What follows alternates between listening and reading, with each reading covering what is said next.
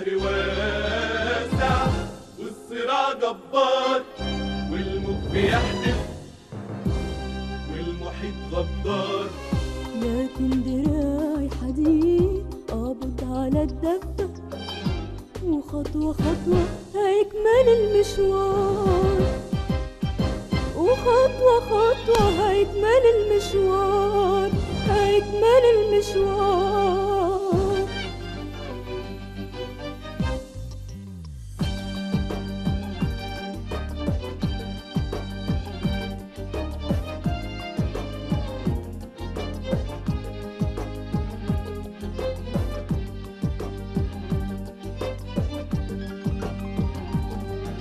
تحت الضباب ماشي ماشي وقلبي عمار، جايز أكون خايف جايز كمان محتار، بس الإيمان غلاب بيصوت على الضلمة، وكل ليل لازم يبان له نهار، وكل ليل لازم يبان له نهار.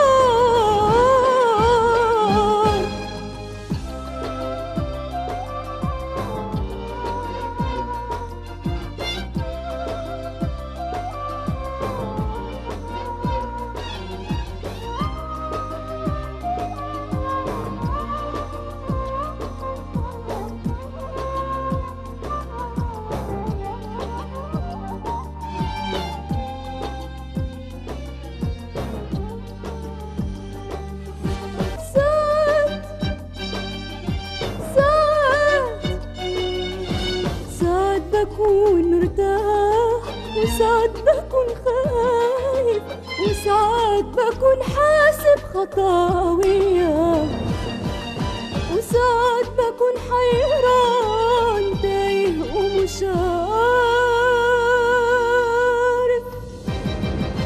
لكن أكيد مهما الفؤاد احتار هنخطي فوق كل السدود، هنعدي فوق كل الحدود، نطفي اللهب والنار، ومهما كان مهما حصل هنكمل المشوار، هنكمل المشوار، هنكمل المشوار.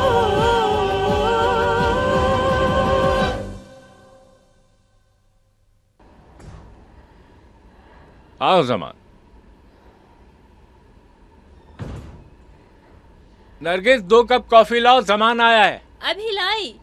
कैसे हैं आप जमान भाई? मैं ठीक हूँ नरगिस। क्या बात है, तुम परेशान हो? कुछ हुआ है क्या? तुम्हारे अल्फाज परेशान कर रहे हैं। मेरे अल्फाज? हाँ, जो तुमने मेरे और समीना के बारे में कहे। क्यों? जो मैंने कहा वो गलत था? तुम्हारी बातों से मैं खुद को मुजरिम महसूस कर रहा हूँ। अगर ये बात है तो मैं तुमसे माफी चाहता हूँ। माफी मत मांगो, तुमने तो मुझे खबरदार किया है। दरअसल मेरी बीवी समीना बहुत अच्छी है। मैं जानता हूँ। मैं ही शादी के बंधन को समझ नहीं पाया। हम सब कहीं ना कहीं इस बंधन को गलत समझते हैं। हम इस बंधन में बंधने से पहले इसके मुतालिक कुछ सीखते नहीं हैं। मगर फादर बेंजामिन ने मुझे इस बारे में बहुत कुछ बताया है। क्या तुम मुझे उनसे मिलवाने चलोगे? तुम उनसे कभी भी मिल सकते हो। उनके दरवाजे हर उस शख्स के लिए खुले हैं जो सीखना चाहता है। उन्होंने तुम्हारी मदद कैसे की? उन्होंने मुझे सिखाया कि मर्द औरत का सर है। ये मकाम है, हालत नहीं। ये अमल है, फौकियत का जरिया नहीं। खुदा ने उसे इख्तियार बख्शा कि अपने खानदान की हिफाजत करे। जैसा कि तुमने बताया था कि मर्द रहनुमा होता है, वो लीडर भी होता है और मोहब्बत भी रखता है। मसीहत में रहनुमाई को मुख्तलिफ अंदाज में समझा जाता है, जो ग्रोहों में और खानदानों में होता है। बीवी और बच्चे बोर्ड ऑफ डायरेक्टर होते हैं और शौहर चेयरमैन की हैसियत रखता है। यानी वो इंतजाम संभालते हैं। औरत फितरतन आदमी को सरबराह की हैसियत से देखना चाहती है। वो इस तरह खुद को महफूज समझती और ताबे होती है। औरत अपने शौहर की ताबे होती है, जो एक रहनुमा और सरबराह होता है। बीवी का क्या किरदार होता है? वो उसका भरपूर साथ देती है, घर की और बच्चों की देखभाल करती। सजा कौन तजवीज करता है? दोनों। घराने की जरूरियात कौन पूरी करता है? दोनों मिलकर। मगर शौहर ज्यादा काम करता है। हाँ बिल्कुल, क्योंकि पूरे घराने का दारोमदार उसी पर होता है। वो कप्तान का किरदार निभाता है, इसीलिए उसे समझदार और शरीफुल नफ्स होना चाहिए। मुझे भी फादर बेंजामिन से मिलना है। जरूर। हर जुमे की रात को इबादत का एहतमाम होता है। क्या तुम आना चाहोगे? यकीनन। तुम समीना को लाना, मैं नरगिस को। ठीक है? नरगिस, कॉफी लाओ।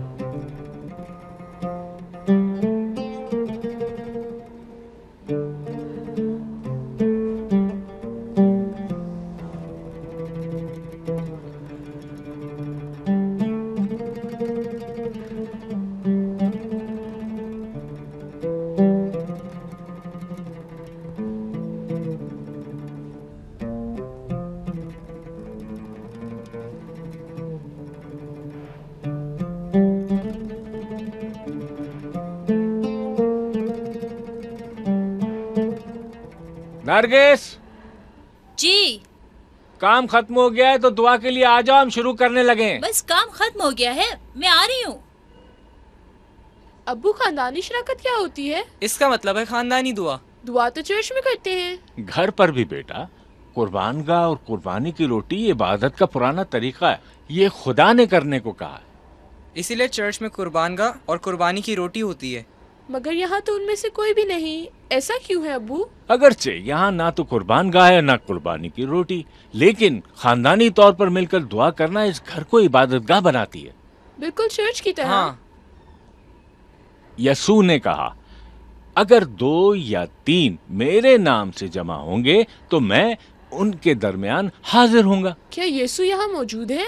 यकीनन, क्योंकि हम उसके नाम से इकट्ठे हुए हैं। यकीनन यीशु हमारे साथ हैं।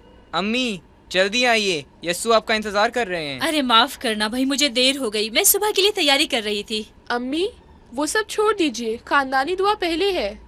तुमने सही कहा बेटा। बाप, बेटा, रूहुल कुद्स के नाम में। खुदा तुम्हें सब्र दे। शुक्रिया। हम आदिल के साथ काम करते थे। अंदर तशरीफ रखिए।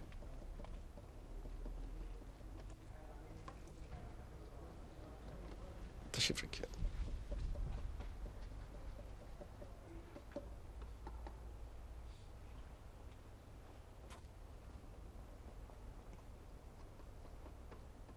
ये उसके बेटे हैं? हाँ। ये तो बहुत छोटे हैं। खुदा इनकी मदद करे और इनकी माँ को हौसला दे। खुदा इनकी मदद करे।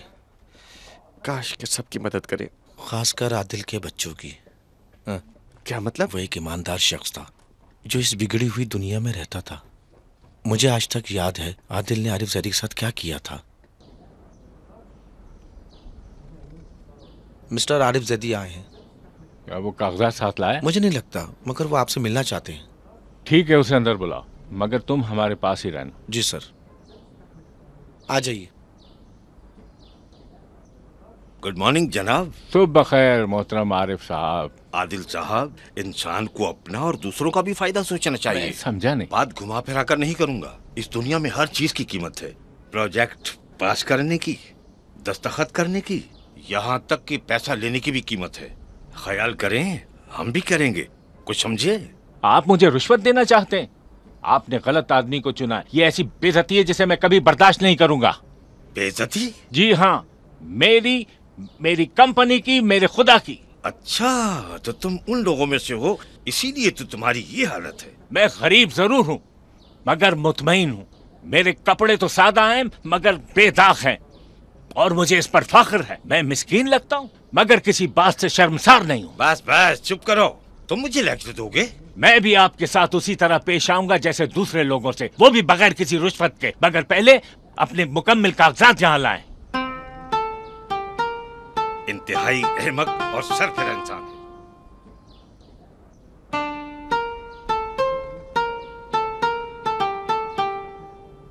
माफ कीजिएगा आदिल साहब, नहीं, मैं माफी मांगता हूँ साबिर साहब। आपने देखा कैसे इस शख्स ने मुझे रिश्वत देनी चाहिए ताकि मैं इसका स्मगलिंग का माल छुड़वा दूं। जिंदगी गुजारना मुश्किल हो गया है, हर कोई यही कह रहा है। आपसे किसने कहा? सुनो, खुदा ने खुद तिजारत के उसूल ठहराए थे। उसने कहा, गलत तराजू से खुदावन को सख्त नफरत है, मगर दुरुस्त में उसकी खुशनूदी है। अगर जिंदगी गुजारनी मुश्किल है तो जमीर की फांस भी मुश्किल है। बाज लोग इसे सतही लेते हैं, वो आपकी तरह नहीं सोचते। इसलिए कि ये शैतान की चाल है। शैतान बेवकूफ नहीं है, वो भी दरवाजे फौरन तो नहीं खोल देता। वो धीरे धीरे आराम से पहले अफसर को टिकट के लिए रिश्वत देते हैं, कारिंदे को कागजात तैयार करवाने के लिए तहाइफ देते हैं, क्योंकि ये तो सिर्फ शुरुआत होती है। फिर चर्च जाकर मोमबत्ती जला देते हैं या किसी मुस्तहिक की मदद कर देते हैं ताकि खुदा उन्हें माफ फरमा दे। आप ठीक कह रहे हैं, खुदा सबकी रहनुमाई करे। क्या आरिफ का केस यहीं खत्म हो गया? बात ऊपरी सतह पर चली गई। वो असर वसूख वाला शख्स था। उसने बोर्ड ऑफ डायरेक्टर्स को आदिल के खिलाफ कर दिया। उन्होंने उसे डराया, धमकाया, मगर उसने हार न मानी। उसे चाहिए था कि मामला वहीं तय कर देता। आदिल साहब कभी नहीं। पता चला कि आरिफ जैदी की कंपनी एक्सपायर्ड चीजें दरामद करने में बदनाम थी, जो इंसानी सेहत के लिए मुज़र थी। इतनी देर तक वो कैसे बचा रहा? रिश्वत देकर, और बहुत से अखबारात ने उसके बारे में लिखा, तब वो पकड़ा गया। इतनी सी बात थी बस। इसका मतलब है इन सारे मामलात के पीछे आरिफ जैदी था। हाँ, भागना चाह, एयरपोर्ट पे पकड़ा गया। उसके हिमायती मौजूद थे? कमजोर हिमायती। गलत काम के पांव नहीं होते, जुल्म चंद दिन का होता है। क्या आदिल को नौकरी वापस मिल गई? नहीं, वो नाइंसाफी बर्दाश्त न कर सका, नौकरी छोड़कर बाहर चला गया, वहां इंतकाल कर गया। खुदा उसे बख्शे। खुदा उसके बीवी बच्चों को सब्र अता करे। एक बात मुझे खाई जा रही है, वो मैं ही था जिसने आदिल को बैरून मुल्क नौकरी करने को कहा था। आपको तो मालूम नहीं था कि ऐसा हो जाएगा। उसने वहां बहुत मुश्किलें देखी। उन्होंने उसका तबादला किया, उसे बेइज्जत किया। मगर आपकी नीयत साफ थी। सही कहा, मैंने तो उसका भला चाहा था। सलाम सलाम आदिल साहब, आइए आइए आइए। कैसे हो सनद? मैं ठीक हूँ। क्या पीना पसंद करेंगे? सामान नजर नहीं आया काफी देर वो से। तो किसी वक्त भी आ जाते। मैं आपके लिए चाय लेकर आता हूँ, कड़क, आपका दिमाग ताज़ा हो जाएगा। ठीक है, पूरी केतली ले आओ। मुझे ताज़ा दम होने के लिए ज्यादा चाय चाहिए। अभी लाया, अभी लाया।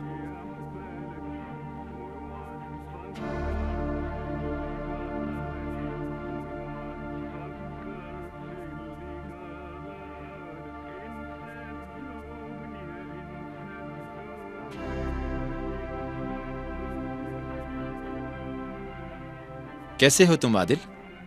मैं ठीक हूँ। लगता है तुमने मुझे पहचाना नहीं। माफ कीजिएगा। मैं नफीस साले हूँ। मैं नेविगेशन में जकी साहब के दौर में तुम्हारे साथ काम करता था। हम बंदरगाह पर काम करते थे, उस वक्त हम जवान थे। बंदरगाह? याद आया मुझे। सुबह के वक्त हम लोग जकी साहब के कमरे के सामने इकट्ठे हुआ करते थे। जकी साहब का कैबिन जो जानी के कैफे के सामने था। नींद पूरी ना होने की वजह से हमारी आंखें सुर्ख रहा करती थीं, और जकी साहब जानी के कैफे में बैठा करते थे और चाय के साथ सैंडविच खाया करते थे। हम देखते रहते कि वो कब आएगा, इंतजार करते रहते, और जब वो खड़ा होता तो वो 3 फुट का होता। कितना अजीब नजर आता था। मगर वो चलता ऐसे था कि जैसे परेड कर रहा हो, जब तक वो फखर से अपने केबिन तक ना पहुंच जाए, और इसके बाद फिर उसे एक खाली डिब्बे पर खड़ा कर दिया जाता था। और फिर वो कागजात निकालता था जो अंग्रेजी में होते थे। फिर वो पेन निकालता और अपना चश्मा पहनता था। हालांकि वो चश्मा पहनता या ना पहनता, उसे दिखाई कुछ नहीं देता था। फिर वो अपना सर कभी दाएं और कभी बाएं घुमाता था।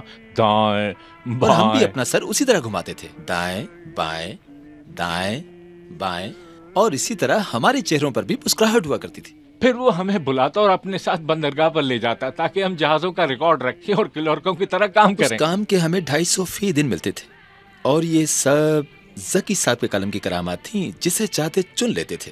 वो हमेशा तुम्हें ही चुनता था आदिल।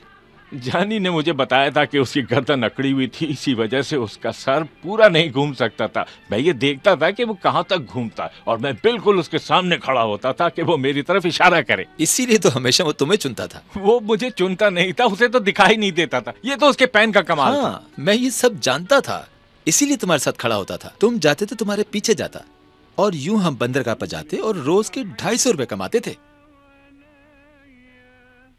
अब तुम्हें याद आया? क्यों नहीं? नफीस सौले मेरा दोस्त, कैसे हो तुम नफीस? बहुत अरसे के बाद मिले हो। बैठो। तुम भी बैठो। हमने एक अरसा साथ गुजारा है। हम स्कूल के पहले ही साल से साथ साथ थे। बहुत वक्त बीत गया है ना आदिल, याद है? हाँ, वो भी क्या वक्त था। सनत जी, एक कप स्पेशल चाय लाओ। अभी लाया साहब, अभी लाया। इसकी चाय जानी की चाय से कम नहीं है। पी कर देखते हैं। जिंदगी कैसी गुजर? खुदा का शुक्र है। काम कहाँ करते हो? कुवैत में। कुवैत में? हाँ, मैं एक एक्सचेंज कंपनी में काम करता हूँ। तनख्वाह भी अच्छी है, घर भी मिला हुआ है और खुदा का शुक्र है कि पैसे भी बचा लेता हूँ। आजकल छुट्टियों पर हो? हाँ, खुदा का शुक्र है 6 सालों में पहली बार। एक बात है आदिल, तुम मेरे साथ चलो, मैं तुम्हें अच्छी नौकरी दिलवा दूंगा। ना मत करना, बस तुम मेरे साथ चलो, मैं तुम्हें अच्छी नौकरी दिलवा दूंगा। मगर कहाँ? कुवैत में? हाँ, इस वक्त मुझे नौकरी की जरूरत तो है, मगर मुझे कुछ सोचने का वक्त। अगर कोई परेशानी है तो बताओ। मसलन कई बातें हैं। मसलन क्या? मैं बीवी बच्चों को छोड़कर कैसे जाऊं? क्या कह रहे हो तुम? तरक्की पाने के लिए सभी ऐसा करते हैं। मैं कर पाऊंगा? मेरे लिए मुश्किल है। नरगिस और बच्चों को यहाँ छोड़कर जाना मेरे लिए मुश्किल है। नहीं, मैं नहीं कर सकता। उन सबसे दूर मुश्किल है। आदिल बहुत परेशान था। खुदा ने तुम्हें उसके पास भेजा। किसी भी वक्त उसे नौकरी से निकाला जा सकता था। बहुत कमीने लोग थे। आरिफ ने उन्हें उसके खिलाफ किया था। आरिफ उसे जलील करवाना चाहता था, मगर खुदा उसके साथ था और आरिफ को खुद मुंह की खानी पड़ी। तशरीफ आवरी का शुक्रिया। खुदा उसकी रूह को बख्शे। तुम तो जानते ही हो ना ज़मान, वो नरगिस और बच्चों की वजह से बहुत फिक्रमंद था। और हाँ, यहां से जाने का भी उसे बहुत दुख था। पहली बार अपना सब कुछ छोड़ छाड़ कर जाते वक्त बहुत दुख होता है। वो बहुत खौफज़दा था। ये बताओ नफीस, जहाज से जाना खतरनाक तो नहीं? बिल्कुल नहीं। देखते नहीं, जहाज हमेशा उड़ते ही रहते हैं। लेकिन मुझे इतना डर क्यों लग रहा है? शायद इसीलिए कि तुम पहली मर्तबा जा रहे हो सकता है। तुम जानते हो आदिल, जब जहाज बादलों के ऊपर जाता है, लगता है खुदा के हाथों ने आपको थाम लिया है। खुदा? हाँ, मैं जब भी जहाज का सफर करता हूँ मुझे खुशी होती है। मुझे खुदा की अजमत दिखाई देती है। मैं तो तमाम रास्ते खुदा की तमजीद करता हुआ जाता हूँ। यकीन करो आदिल, मुझे यकीन है तुम सच कह रहे हो। मैं अक्सर हजरत दाऊद के अल्फाज दोहराता रहता हूँ। ऐ मेरी जान, खुदावंद को मुबारक कह। खुदावंद खुदा, तू कितना अजीम है। तू इज्जत और जलाल से मुलब्बस है। ये कितनी अजीम बात है। क्या तुम्हें ये ज़बूर याद है आदिल? हाँ, यकीनन मुझे याद है। जो बादलों को अपने रथ बनाता है, जो हवा के पंखों पर चहलकदमी करता है। मेरी समझ से बाहर है कि कैसे वो शख्स गगारन फिजा से वापस आ गए ये कहते हो कि उसने खुदा को नहीं देखा। वो उसे कैसे देख सकता था? अगर वो खुदा को जमीन पर नहीं देख पाया तो फिजा में कैसे? तुमने ठीक कहा, मगर उसने देखा जब वो कार के हादसे में मारा गया। क्या तुम अभी भी खौफज़दा हो आदिल? अब कैसे हो सकता हूँ? जब मैं ऊपर बादलों में जाऊंगा तो मैं खुदा के हाथों में हूँगा, उसकी गिरफ्त में बिलाशुबा। अब मैं नहीं डर रहा। क्या वो जहाज में डरा नहीं? हाँ, वो डरा था ज़मान, मगर उसने किताब मुक़द्दस खोल ली। खुदा उसकी रूह को बख्शे। उसने किताब मुक़द्दस पढ़ना शुरू कर दी। तो वो डरा हुआ था? इब्तदा में वो ना तो अपनी जगह से हिलता था और ना ही जहाज के बाहर दिखता था। जब आधा घंटा गुजरा और कुछ ना हुआ तो वो मुतमईन हो गया। कभी भी नहीं। आदिल कभी खौफ नहीं था। जंग का वक्त याद है? 1967 की जंग को कौन भूल सकता है? वो ज़हनों से कभी नहीं जा सकती।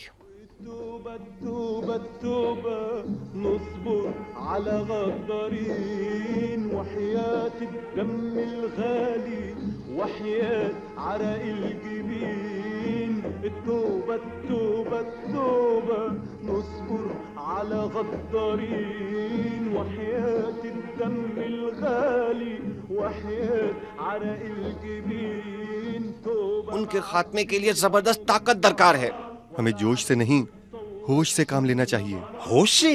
इतना सब कुछ देकर भी? ये तो बेइज्जती है, इज्जत का सवाल है। हमारा वकार तो ठीक है, मगर जो हो रहा है वो दुरुस्त नहीं। तुम कहना क्या चाह रहे हो? हमें उनसे लड़ना चाहिए? हाँ, उन्हें समंदर में फेंक देना चाहिए। हमें उन्हें सबक सिखाना ही पड़ेगा। अगर हम उनसे बिला हथियार लड़ें तो भी गालिब आएंगे। अरे रुको, जज्बात से काम मत लो। क्या कहा? तुम हमारी बातों को जज्बाती तहरीक कह रहे हो? मसला वो नहीं, बल्कि तुम जैसे कमजोर इंसान है लुइस। तुम्हारा मतलब है कमजोर और झुकने वाले लोग? मैंने ये तो नहीं कहा। तुम्हारा मतलब अच्छी तरह समझ चुका हूँ।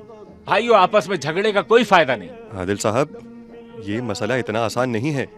वो अकेले नहीं हैं। हाँ बिल्कुल, इंग्लिस्तान और फ्रांस ने पहले भी उनका साथ दिया था। 1956 में भी हमने उन्हें शिकस्त दी थी।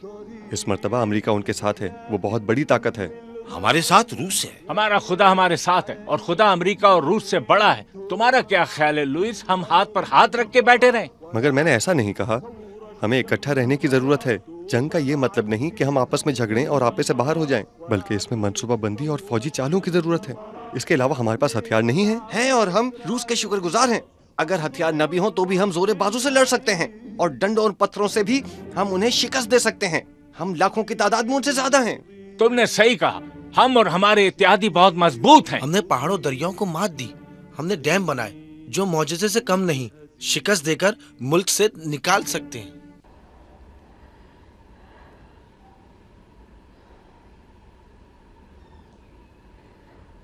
नरगिस। हाँ बोलो समीना। जरा किचन में आना। किस लिए? थोड़ा सा कुछ खा लो। नहीं खा सकती। तुमने कल से कुछ नहीं खाया। मुझे कुछ नहीं होगा।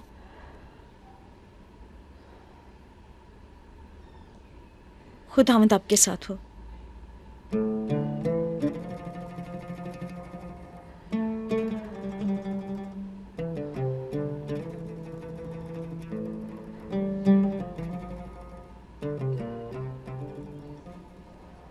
तुम अभी तक जाग रही हो नरगिस? इंतजार कर रही थी, इतनी देर कैसे हो गई? वक्त का अंदाजा ही नहीं रहा। ऐसी क्या बात थी? उस मसले पर जिसके लिए सब परेशान हैं। तुम्हारा मतलब जंग से है? और क्या हो सकता? बहरहाल एक अफसर तुम्हारे लिए खत छोड़ गया था। मैं उसी का इंतजार कर रहा था। क्या लिखा है? मुझे फौजी खिदमत के लिए बुलाया जा रहा। मेरे खुदाया, तुम जंग के लिए जाओगे आदिल? जंग अभी शुरू नहीं हुई है, मैं सिर्फ फौज में शामिल हूँ। कोई खतरे की बात तो नहीं? ये एजाज की बात है। तुम्हें तो नाज होना चाहिए। मायूसी छोड़ो और खुशी महसूस करो।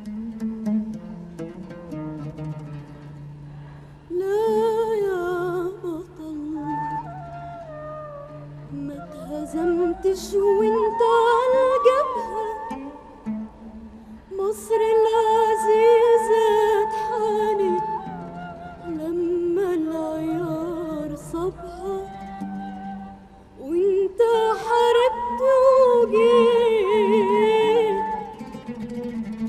انت حاربت وجيت مكسور على بابها وبعد طول خدمتك رقدت في ترابها. एक बात तो बताओ आदिल, पूछो। तुम कलाम मुकद्दस का मुताला करते हो। एक बात बताओ, हम जो कर रहे हैं वो सही है या गलत? मैं समझा नहीं, तुम पूछना क्या चाह रहे हो? ये कत्ल नहीं, क्या हम कत्ल नहीं कर रहे? खुदावंद ने फरमाया तुम कत्ल ना करो। यकीनन कत्ल करना गुनाह है। तो क्या खुदा हमें इसकी सजा देगा? मुझे नहीं मालूम। मेरे ख्याल में जंग के ज़िम्न में हम हुकूमत के काम मानते हैं या अपने सरबराह के। ये हमारी मर्जी नहीं होती। हम तो खुदा को खुश करते। उसने कहा खुदावंद की खातिर हर एक इंसानी मुख्तार के ताबे रहो। उसने ये भी कहा बादशाह की इज्जत करो। बिला झिझक हम कत्ल करते हैं, हमें इसकी सजा नहीं मिलेगी? क्या हम खुदा का अहकाम नहीं तोड़ते? जहाँ तक मेरा मानना है, हम कत्ल की गर्ज से कत्ल नहीं कर रहे हैं, मगर हम दुश्मन से खुद का दिफा कर रहे हैं जो हमारे घरानों और बच्चों को नुकसान पहुंचाना चाहते हैं। हम अपने मुल्क का दिफा करते हैं। हाँ, तुम सही कह रहे हो। क्या तुम जानते हो खुदा ने जंग की इजाजत दी है और तुम और मैं उसमें हिस्सा लेते हैं। हम दोनों का यहाँ होना भी खुदा के मंसूबे के मुताबिक है। क्या तुम्हें नहीं लगता? हमला हो गया।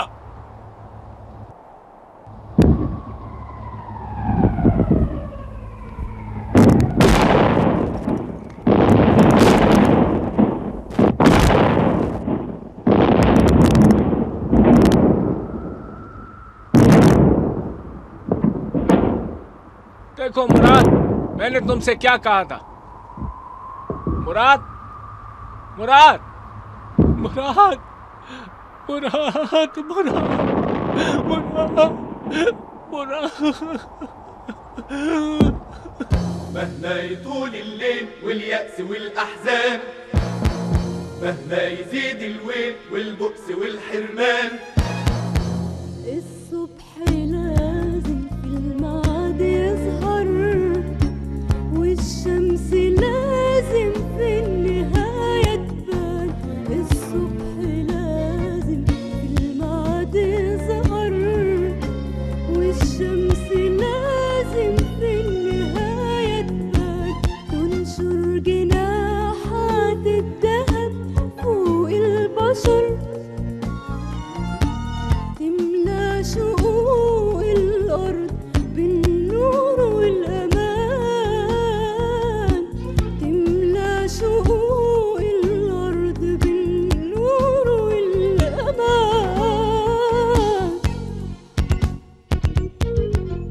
والضلمة مش هتدوم، الضلمة مش هتدوم، والوحشة مش هتدوم، والوحشة مش هتدوم. شايف شعاع الشمس أنا، شايف شعاع الشمس أنا، شايف شعاع الشمس بيشق الغيوم، شايف شعاع الشمس